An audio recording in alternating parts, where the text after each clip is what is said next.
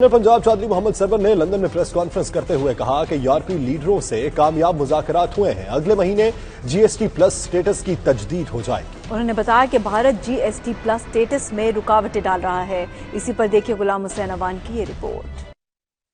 Governor Punjab Chaudhry Mohammad Sarwar ने London में press conference और मीडिया से गुफ्तगू करते हुए कहा है कि पाकिस्तान का वकार बैनुल-अक़वामी सतह पर बुलंद हो रहा है। उन्होंने कहा मईशत में बेहतरी का एतराफ IMF और दीगर इकनॉमिक वॉच माहिरीन भी कर रहे हैं। ओवरसीज पाकिस्तानियों के मसाइल पर बात करते हुए उनका कहना था दुनिया भर में मुकीम पाकिस्तानियों ने मुल्क की सियासत और मुआशी इस्तेहकाम के लिए बहुत काम किया। बरतानिया में जिस तरह मकबूजा जम्मू और कश्मीर के अवाम के साथ इजहार यकजहती का मुजाहरा किया गया, इसकी मिसाल नहीं मिलती। हमारे ओवरसीज पाकिस्तानियों का सबसे बड़ा मसला, अगर एक मसला सबसे बड़ा तो यही है कि वो घर खरीदते हैं, कोई कब्जा कर लेता है, वो कोई जमीन खरीदते हैं उस पर कब्जा कर लेता है, वो कोई बिजनेस करते हैं उस पर कब्जा कर लेता है। ये पहली दफा, बल्कि मैं कहता हूँ कि दुनिया की तारीख में ये नहीं हुआ कि चीफ जस्टिस हाई कोर्ट के वो बरतानिया गए हों, अमेरिका गए हों और दुबई गए हों और जाकर लोगों को कहूँ आओ मेरे पास, मैं आपको इंसाफ देता हूँ। एक सवाल के जवाब में उन्होंने कहा पंजाब बहुत बड़ा सूबा है, मसाइल जड़ पकड़ चुके हैं और वो उनके पायदार हल के लिए दिन रात कोशां हैं। मैं जी बिल्कुल इंशाल्लाह मैं जाता ही उनकी फैमिली को बुला के, मैं अभी अगर आप हमें उनकी पूरी डिटेल दे दें